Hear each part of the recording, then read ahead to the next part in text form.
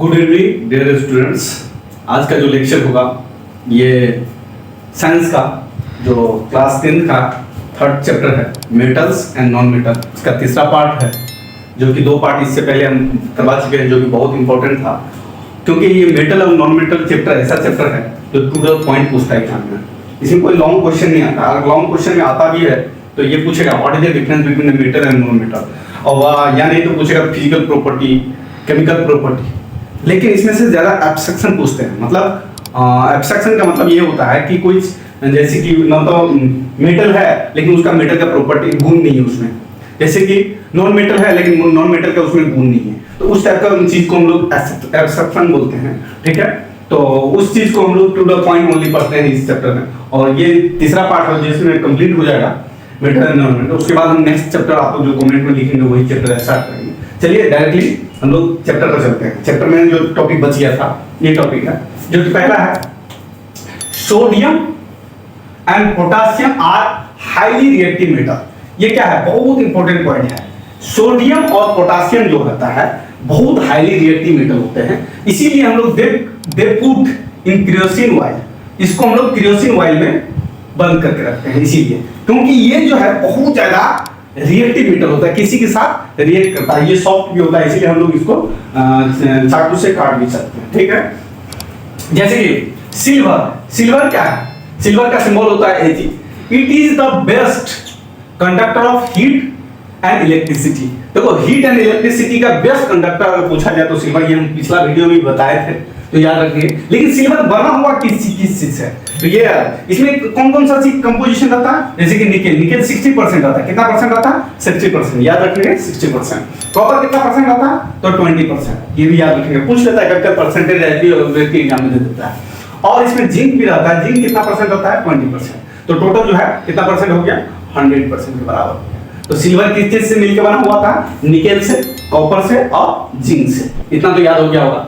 60%, 20%, 20%, total मिला के 100% होता है। ठीक है, तो सिल्वर कंपाउंड जो कंपाउंड होते हैं, सिल्वर का बहुत सारे कंपाउंड होते हैं, जैसे कि AgBr जो कि सिल्वर ब्रोमाइड बोलते हैं, इसको क्या बोलते हैं, सिल्वर ब्रोमाइड। हम लोग इसको यूज क्या करते हैं, फोटोग्राफी में यूज करते हैं। ठीक है, ये भी याद रखेंगे। और पहला है जैसे NO3 का मतलब ये होता है कि सिल्वर नाइट्रेट बोलते हैं, उसका नाम क्या है, सिल्वर नाइट्रेट। हम लोग बहुत बार, और उसको लूनार कास्टिक भी बोलते हैं, दूसरा नाम है लूनार कास्टिक या सिल्वर नाइट्रेट। लेकिन हम इसको यूज क्या करते हैं, बनाते क्या है, थंब देते हैं ना, हम लोग थंब देते हैं कहीं पे जाके, तो थंब इंक बनाने में काम आता है। क्या बनाने में काम आता है, थंब का इंक बनाने में काम आता है। और वोटर इंक हम लोग वोट गिराने जाते हैं ना 18 साल के बाद, तो वोटर इंक बनाने में काम होता है, जो 7 दिन तक नहीं वो नाखून पे ऐसे करके लगा देता है टिक्का, तो वो छूटते नहीं, 7 दिन तक नहीं छूटता है। तो वोटर इंक बनाने में इसको किसका यूज करते हैं, सिल्वर नाइट्रेट। डायरेक्ट एग्जाम में पूछा जाता है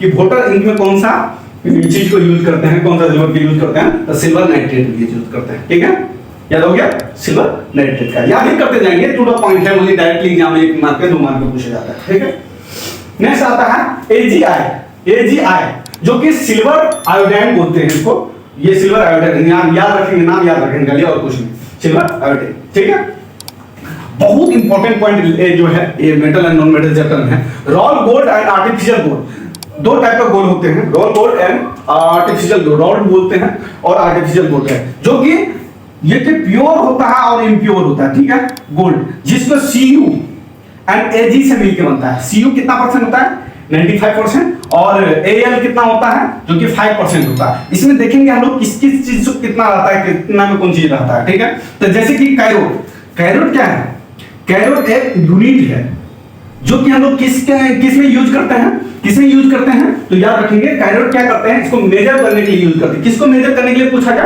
तो गोल्ड को मेजर करने के लिए हम किसका यूज करते हैं, तो कैरोट का यूज करते हैं। The term carat is used to measure the purity of gold, मतलब कितना परसेंट प्योर है गोल्ड, उसको हम लोग मेजर करने के लिए कैरोट का यूज करते हैं। याद हो गया। जैसे कि दुकान पे जाते होंगे तो बहुत सारे जो ज्वेलर्स होगा उसमें बताएगा 24 कैरेट का गोल्ड है, उसका मतलब यह है कि 99% जो है वो गोल्ड है, 99.99%, मतलब 0.1% नहीं होगा तो होगा, लेकिन अगर 24 कैरेट का गोल्ड है तो उसको हम लोग बोल सकते हैं कि ये शुद्ध गोल्ड है और प्योर गोल्ड बोल सकते हैं, ठीक है। 22 कैरेट का जो कि ज्यादातर लोग यूज करते हैं शादी विवाह में, जो कि क्या होता है 82% जो होता है गोल्ड होता है, और 8% में जो है वही Cu और एयर एंड सिल्वर होता है, जो कि ये होता है, ठीक है। ये जी सिल्वर हो गया, एयर हो गया, ये Cu हो गया, ये सब, ठीक है। और 80% जिसको घटिया गोल्ड भी बोलते हैं, सबसे घटिया गोल्ड होता है, जो कि 75% गोल्ड होता है, 25% कॉपर, एल्यूमिनियम एंड Ag, ठीक है, ये सब होता है, ठीक है, ये याद भी रख लेंगे। तो ये शुद्धता अगर मेजर करना है, अभी अब लोग बड़े होंगे तो गोल्ड खरीदने जाना है तो समझ जाएंगे 24 कैरेट का है तो कितना परसेंट गोल्ड है, 22 कैरेट का है तो कितना परसेंट गोल्ड है, 18% का है, 18 कैरेट का है कितना परसेंट गोल्ड है। तो ये बहुत इंपॉर्टेंट पार्ट है, और ये डायरेक्टली एग्जाम में पूछे जाते हैं। गोल्ड को हम लोग किस में मेजर किया जाता है, तो गोल्ड को हम किस में मेजर किया जाता है, कैरेट में मेजर किया जाता है, ठीक है, याद रखिए। और अब बहुत सारे एग्जाम में ये भी पूछता है टाइप ऑफ आयरन क्या होता है, टाइप ऑफ आयरन का mainly pure form of iron क्या है, उसमें कौन कौन चीज से मिलकर बना हुआ होता है, ये सब पूछते हैं, और कहाँ आयरन का यूज ज्यादातर यूज करते हैं, कितना परसेंट उसमें आयरन होता है, ठीक है। तो ये आयरन पढ़ने से पहले सबसे पहले हमको इंपॉर्टेंट चीज ये याद रखना होगा कि कितने टाइप का आयरन होते हैं। मेनली जो है 3 टाइप का आयरन होते हैं। पहला होगा पिंग आयरन, जो कि 4% कार्बन होते हैं, इसमें कितने परसेंट होते हैं, 4% कार्बन होते हैं, लेकिन ये जो है इम्प्योर फॉर्म ऑफ आयरन है, इम्प्योर फॉर्म ऑफ आयरन है, मतलब ये प्योर फॉर्म नहीं है आयरन का, ठीक है, इम्प्योर फॉर्म ऑफ आयरन, ठीक है, ठीक है, इम्प्योर फॉर्म ऑफ आयरन। और दूसरा है कास्ट आयरन, ये भी याद रखिए, कास्ट आयरन जो कि 2% से लेकर के 2.5% तक कार्बन होते हैं, इसमें ओनली 2 से लेकर के 2.5% तक आयरन होते हैं, जो कि कार्बन होते हैं, और जो इसको रेल पटरी बनाने में यूज करते हैं। किसमें यूज करते हैं, तो ये भी पूछते हैं रेल पटरी बनाने में कौन सा आयरन का यूज करते हैं, ठीक है। तो आप लोग याद रखेंगे कास्ट आयरन का यूज करते हैं। डायरेक्टली एग्जाम में पूछे जाते हैं, रेलवे एग्जाम में बहुत ज्यादा पूछे जाते हैं, और 1 मार्क में पूछे जाता है कि रेलवे पटरी बनाने में कौन सा आयरन का यूज किया जाता है, तो कास्ट आयरन का यूज करता है। उसके बाद है ग्राउंड आयरन, ठीक है, जो कि 0.12% से लेकर के 0.14% तक होता है। इसका रेंज है यहां से यहां वेरी कर सकता है, और ये जो आयरन होता है ये कार्बन इसमें इतना ही % पाया जाता है, और जो कि ये प्योर फॉर्म ऑफ आयरन होते हैं, इसमें शुद्ध आयरन होता है, इसमें कार्बन कुछ नहीं होता है, इसको प्योर फॉर्म ऑफ आयरन बोल सकते हैं। समझ में आ गया होगा। चलिए नेक्स्ट, इसमें बहुत सारा चीज है, बहुत सारा चीज पढ़ने के लिए, और ये भी बताया था हाई मेल्टिंग पॉइंट किसका होता है, कौन सा मेटल होता है, ये भी एग्जाम में डायरेक्टली पूछे जाएंगे। हाई मेल्टिंग पॉइंट क्या होता है और कितना होता है, तो टंगस्टन जो होता है सबसे ज्यादा हाई मेल्टिंग पॉइंट होता है टंगस्टन का, ठीक है, जो कि W से हम नोट करते हैं, पीरियडिक टेबल में देख लेंगे, जो कि 3422 डिग्री सी होता है, मतलब 3422 डिग्री सी टेम्परेचर पे वो निकलना स्टार्ट करता है, उसका हाई मेल्टिंग पॉइंट होता है, ठीक है, ये याद रखेंगे, ठीक है। नेक्स्ट हम लोग आते हैं जो कि एग्जाम में पूछे जाते हैं, वही हम टू द पॉइंट बात में, ठीक है, जो कि नोट्स में लिख लेंगे आप। नाइट्रोजन गैस, नाइट्रोजन गैस का नाम बहुत बार सुने होंगे, ठीक है, तो नाइट्रोजन का क्या क्या यूज है, कौन खोज किया है, कहां कहां यूज होते हैं। नाइट्रोजन का जो डिस्कवर किया था ना, डिस्कवर किया था, उसका नाम है रदरफोर्ड। कौन किया था, तो याद डायरेक्टली एग्जाम में पूछा था नाइट्रोजन का डिस्कवर कौन किया था, ये भी पूछता है, हाइड्रोजन का डिस्कवर तो आगे बताएंगे, ठीक है। नाइट्रोजन का डिस्कवर कौन किया था, रदरफोर्ड, याद रखेंगे। दूसरा चीज है लिक्विड नाइट्रोजन जो होता है ना, यूज एसी एंड रेफ्रिजरेटर में यूज करते हैं, जिसको फ्रिज बोलते हैं, एसी और फ्रिज में यूज करते हैं लिक्विड नाइट्रोजन का, ठीक है, गैस के रूप में डाला जाता है। It is fill in chip packet, हम लोग आजकल बहुत ज्यादा कुरकुरे खाते हैं, आलू चिप्स खाते हैं, उसमें कौन सा गैस चिप्स रहता है, थोड़ा फुला रहेगा, इतना बड़ा रहेगा, ठीक है, तो इतना बड़ा रहेगा तो कौन सा गैस उसमें फिल होता है, इसी के कारण उसमें मॉइस्चर नहीं आता है, ये गैस में मॉइस्चर नहीं होता है, इसी के कारण वो कुरकुरा आता है, कर कुरकुरे खाए होंगे तो देखेंगे चिप्स में थोड़ा टाइटपन रहता है, ठीक है, तो इसलिए हम बोलते हैं नाइट्रोजन गैस फिल होता है, ठीक है। It is fill in auto vehicle tyre, auto vehicle tyre हम लोग आजकल यूज करते हैं, देखते होंगे, ऑटो व्हीकल टायर जो होता है उसका हल्का चक्का होता है, इसलिए हल्का के लिए हम लोग ऑटो व्हीकल टायर में यूज किया जाता है, ठीक है। Nitrogen fill in electric bulb, हाँ ये भी बहुत इंपॉर्टेंट है, आजकल के डेट में देखे होंगे कि आज हर जगह जाते होंगे तो इलेक्ट्रिक बल्ब तो देखे नहीं होंगे, उसमें पूछा जाता है डायरेक्टली कि इलेक्ट्रिक बल्ब में कौन सा गैस फिल होता है, तो ये याद रखेंगे। आर्गन जो होता है उसमें आर्गन और नाइट्रोजन होता है, आर्गन कितना % होता है, 85% होता है, और नाइट्रोजन कितना फ्रैक्शन होता है? तो 15% होता है, ये 15 है, ठीक है, 15% होता है। और कितना परसेंट होता है? 85% होता है, ठीक है, ये याद रखेंगे। आर्गन और नाइट्रोजन कितना परसेंट होता है? तो 85% और 15%। तो ये डायरेक्टली पूछते जाते हैं एग्जाम में।